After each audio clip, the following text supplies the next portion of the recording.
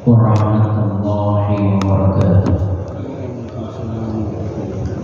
Alhamdulillahillazi ja'ala taqwa khairan jadwal bas wa amarna an natajawwada biha yawmil libas. Asyhadu an la ilaha illallah wahdahu la syarika lahu rabbul nas wa asyhadu anna sayyidana Muhammadan abduhu wa rasuluh al-mawsuuf bi a'mal sifatil ashash. Allahumma shalli ala sayyidina wa nabiyyina wa maulana Muhammad madanatul hayati fil anfas wa ala alihi wa sahbihi wa sallam tasliman katsiran amma ba'd.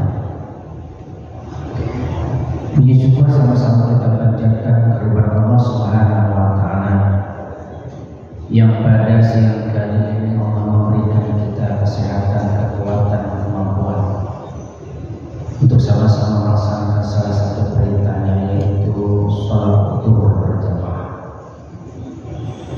Shalawat terdiri salam semoga terlimpah pada junjungan anak Nabi Muhammad sallallahu alaihi wasallam, pada keluarga, para sahabat, para tabi'in, para ulama sampai kita seluruh umat yang istiqomah menjalankan ajaran sunnah-sunnahnya. Amin ya rabbal alamin. Ikhwani rahimakumullah, mengambil daripada kitab Hikam Buah Karya Ibnu Athaillah ada satu makalah yang menarik yang al-fakir renungkan dan berupaya untuk bisa memahami daripada makalah yang ada dalam kitab Hikam. Ijabatan laka wijhatta min ta'aruf wala tubali ma'aha qala amal. Apabila Allah membukakan bagimu sesuatu jalan untuk makrifat, makrifat itu artinya mengenal Allah Subhanahu wa ta'ala, maka jangan menghiraukan soal amalmu yang masih sedikit. Wa innahu ma fatahilaka illa wa yuridu ayata'arrafu ilaika.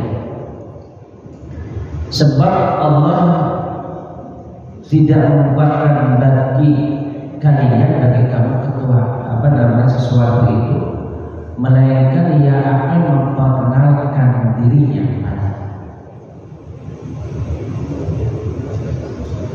Alam ta'lam anna ta'arufa huwa muridu ilayka wal amalu anta muhdiha ilayka wa aina ma tuhdihi ilayhi mimma huwa muridu alayka. Tidakkah Allah memperkenalkan diri kepadamu? Jangan kau lihat tentang amal perbuatanmu itu, tetapi itu adalah hidayah kepadamu. Maka kata Allah, di manakah letak perbandingan antara amal hadiah kepada Allah, amal dengan pemberian karunia Allah kepada. Jadi ma'rifat itu mengenal Allah adalah puncak keuntungan seorang hamba. Maka apabila Allah telah membukakan bagimu sesuatu jalan untuk mengenalnya, maka tidak usah kau hiraukan berapa banyak amal perbuatanmu, meskipun masih sangat sedikit amal-amal kebaikan. Sebab ma'rifat itu sesuatu karunia pemberian langsung dari Allah. Maka ia sekali-kali tidak tergantung kepada banyaknya atau sedikitnya amal kebaikan. Ya. Ada seseorang mungkin ibadahnya biasa aja, ya, sholat jamaah, mungkin baca Quran juga, ya, jarang-jarang, tahajud jarang-jarang, ya kan? Tetapi Allah emang ingin memberikan sesuatu kemuliaan pada hambanya ini dengan supaya mengenal Allah dengan cara Allah juga macam-macam ya, cara Allah yang memperkenalkan, menarik hamba untuk mendekat kepada. Maka kata Abu Hurairah ya, mengambil dari sabda baginda Rasulullah SAW, apabila aku memuji hambaku yang beriman kemudian dia tidak mengeluh kepada pengunjung-pengunjung, maksudnya dikasih musibah, dikasih sesuatu yang tidak nyaman, ya, bencana dan sebagainya, maka aku lepaskan dia dari ikatanku dan aku gantikan baginya daging dan darah yang lebih baik dari situ. Tak kala dia diuji dengan sakit misalnya contohnya, ya, dia tidak mengeluh, dia sabar, ya, maka Allah akan menggantikan itu dengan kebaikan-kebaikan, ya, memperbaiki daripada tubuh. Allah telah memberikan wahyu kepada salah seorang nabi. Aku telah menurunkan bala ujian kepada seorang hamba, maka dia berdoa dan tetap aku tunda berikan. Ada seseorang dia berdoa berulang-ulang kali tetapi Allah tidak mengabulkan. Kenapa Allah tunda? Ya. Maka tak kala seseorang itu mengeluh, ya, dengan doa-doanya, ya, ratusan kali bahkan ribuan kali dia berdoa tentang hal itu, tetapi Allah juga tidak mengabulkannya. Kemudian dia mengeluh. Lalu kata Allah, hambaku, bagaimana aku akan melepaskan darimu rahmat? Justru dari bala itu, dari bencana itu, dari sakit itu mengandung rahmat. Ya, bisa dipahami ya Pak? Ya. Boleh jadi apa yang terjadi pada diri kita itu, ya, bencana, sakit, musibah, ya, itu bisa jadi adalah rahmat Allah Subhanahu wa Ta'ala. Agar apa? Hambanya itu mendekat kepada Allah Subhanahu wa Ta'ala. Satu makalah lagi, tanawwa'at ajnasul a'mali tanu'i walidatil ahwal. Mereka beraneka warna jenis amal perbuatan, ya, sholat, puasa dan sebagainya, zikir, baca Quran, ya.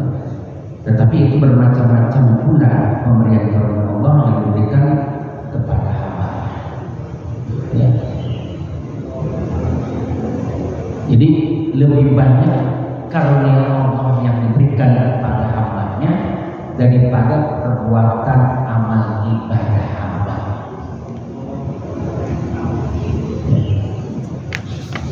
Makanya Allah Subhanahu wa Ta'ala, ya, mengingatkan kita tatkala kita diuji dengan, ya, musibah, ya, maka jadikanlah sabar dan sholat sebagai penolong. Wasta'inu bis-sabri was-shalah wa innaha lakabiratun illa 'alal khashiyin. Jadilah sabar dan sholat sebagai penolong, dan sesungguhnya yang demikian itu sungguh berat kecuali bagi orang-orang yang khusyuk. Nah, ada riwayat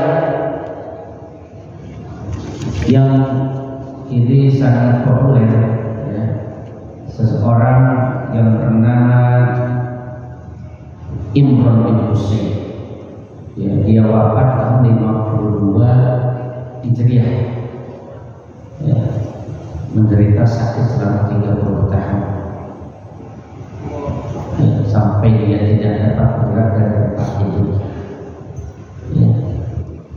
Bayangkan 30 tahun tidak bisa bergerak dari tempat tidur,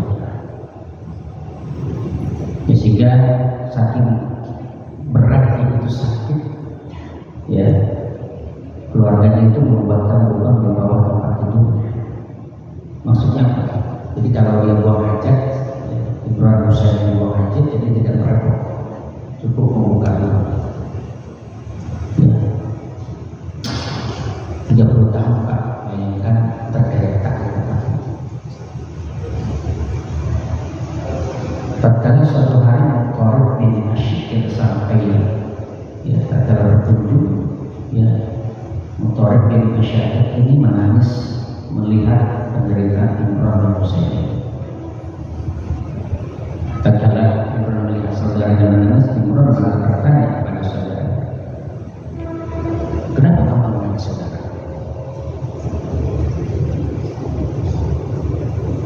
Imran, sungguh aku menangis karena melihat penderitaanmu yang begitu hebat. Kemudian Imran berkata, wahai saudaraku, jangan menangis, karena saya suka dengan apa yang kamu sukai untuk saya. Jadi ada kata-kata yang stresnya di sini. Saya menyukai apa yang disukai. Kemudian Imran berkata kepada saudaranya, semoga ini bermanfaat bagi. Aku akan menyampaikan sesuatu, tapi tolong jangan sampaikan sampai lupa. Jadi Imran itu punya wasiat pada saudaranya, engkau jangan katakan hal ini ya, jangan engkau ceritakan hal ini kepada yang lain ya sampai aku. Ya. Kemudian mendekat ke saudaranya karena diminta oleh Imran berkata, ya.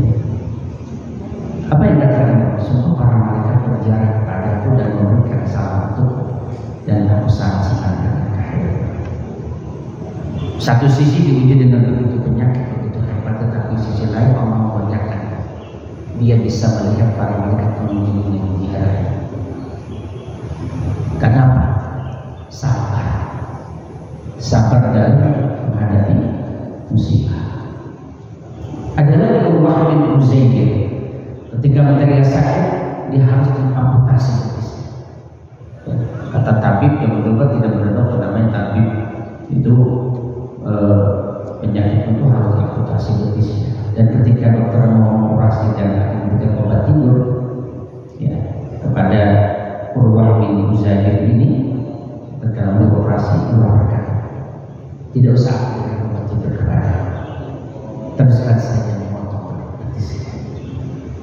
Bayangkan yang nggak tahu itu sakitnya sakit apa ya, atau zaman sekarang dan namanya diabetes yang basah itu yang harus diamputasi, yang dipotong itu betis daripada Urwah bin Uzair ini, dan dia tidak minta obat bius kepada sang tabib itu.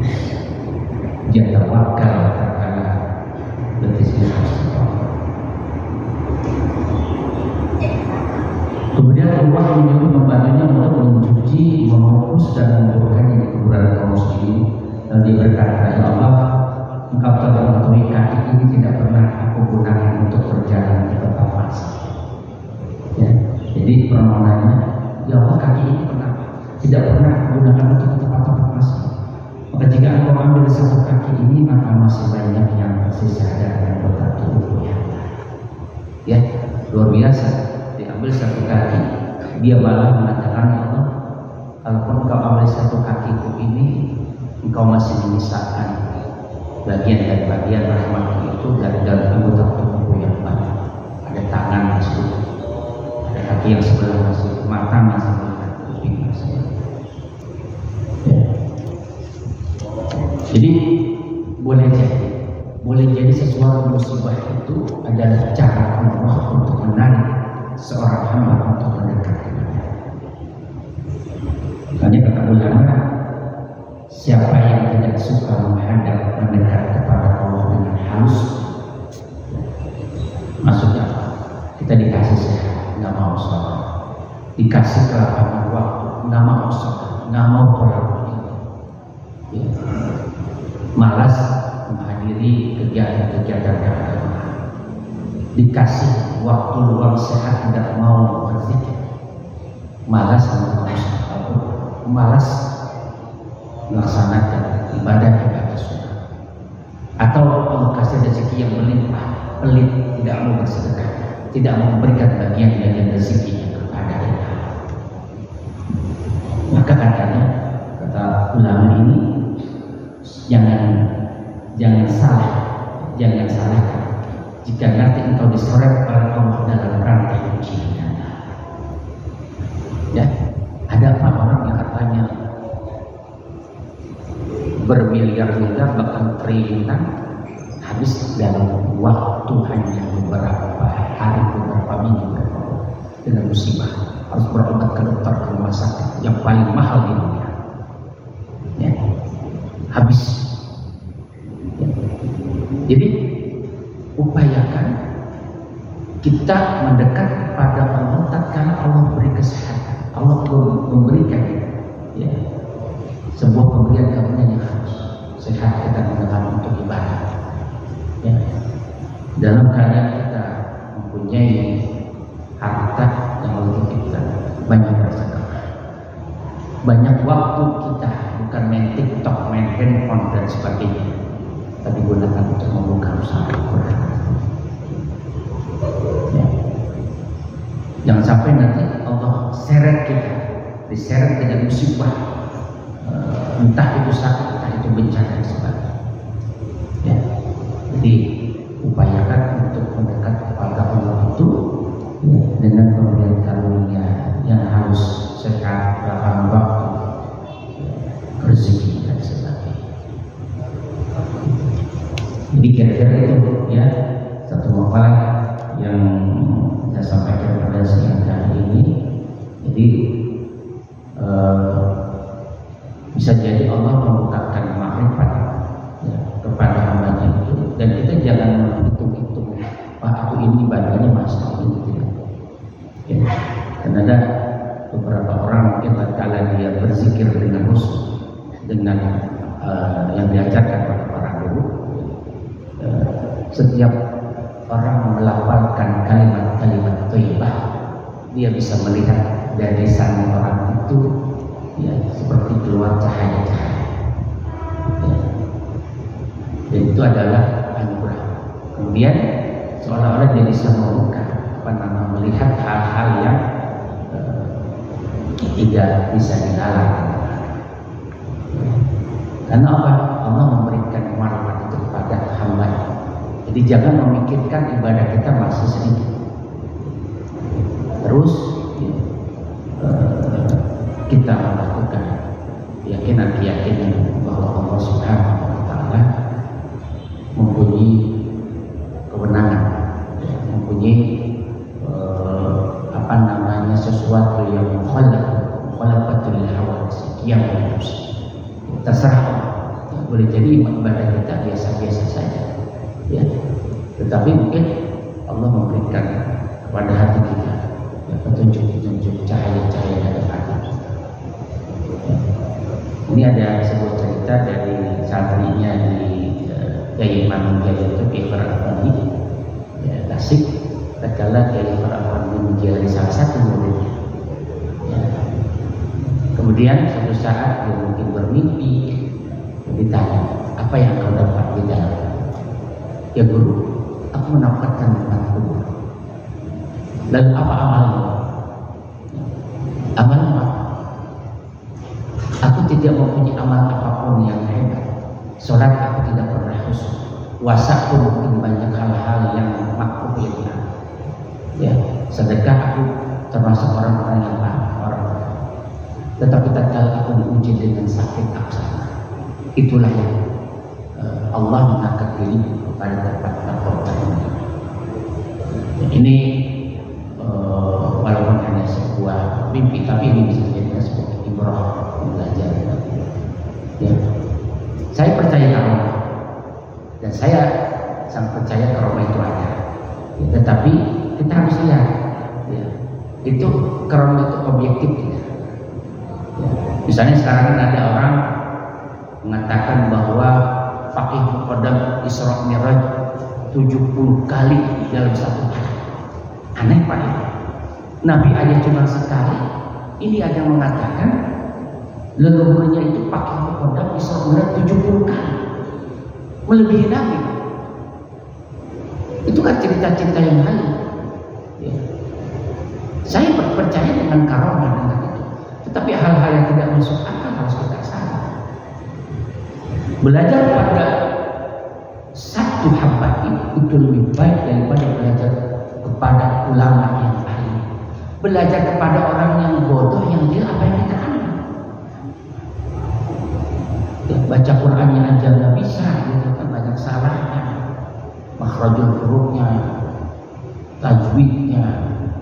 sebagainya. Tidak ada proses ini yang tiba-tiba orang itu menjadi pintar tiba-tiba, tidak ada di dunia. Ya, jadi sampai kita guru kita adalah Al-Hafidh 30 bisa ditanya berapa dia real, berapa dia belajar hafal-hafal. Tidak cukup setahun. Orang kalau belajar nggak akan pintar, nggak akan paham. Tiba-tiba dia mendapatkan dari gurunya 2 atau 3 menjadi Hafidh 30 juta kan aneh. Ya. Kayak tadi pakai kodok 70 kali Isra Mi'raj dalam satu malam ketemu Allah, kan tidak masuk akal, itu sesuatu yang halu. Ya. Belajar kepada orang yang jahil. Ya. Jadi kita patokannya Pak Al-Quran. Inna akramakum indallahi atqakum. Siapa orang yang paling takwa, maka itulah orang yang termulia di sisi Allah Subhanahu wa taala. Bukan karena turunan Nabi, bukan karena turunan bangsawan, bukan karena turunan orang-orang, bukan. Tetapi orang yang paling takwa adalah orang yang akan dimuliakan Allah Subhanahu wa taala. Semua proses. Ya. Makanya kalau anak kita menjadi orang mengerti agama, mengerti alam, masukkan ke pondok pesantren, itu proses. Ya. Kadang-kadang belajar 6 tahun, ya, dari mulai madrasah, ya, kemudian aliyah, belum tentu juga bisa ngerti ya kan. Tapi mungkin paling tidak ada bekal-bekal, ya, fondasi-fondasi bekal-bekal yang ditanamkan oleh lembaga pesantren, oleh guru-guru, ya, gitu. Jadi berproses, semua itu proses. Jadi mudah-mudahan kita tidak terjebak dengan cerita-cerita yang di luar nalar. Ya kan? Kalau menurut siapa itu yang pernah menjadi ketua Masjid Istiqlal, ya, puasa 1 hari di hari di awal Rajab itu, ya, bisa mendapatkan pahala sekian ribu bulan, 1 tahun. Itu kan ada hadis-hadis yang memang maudhu, bahkan hadisnya bukan dhaif lagi, ya. Itu harus ditanya kepada para ulama, ya, tidak hanya kita tanya. Jadi gitu, ya. Mudah-mudahan satu makalah tadi, ya, tentang bagaimana kita mengenal Allah Subhanahu wa taala, dan ini menjadikan kita sebagai hamba-hamba yang senantiasa mendapatkan ridha Allah, terus belajar, terus untuk tidak bosan-bosannya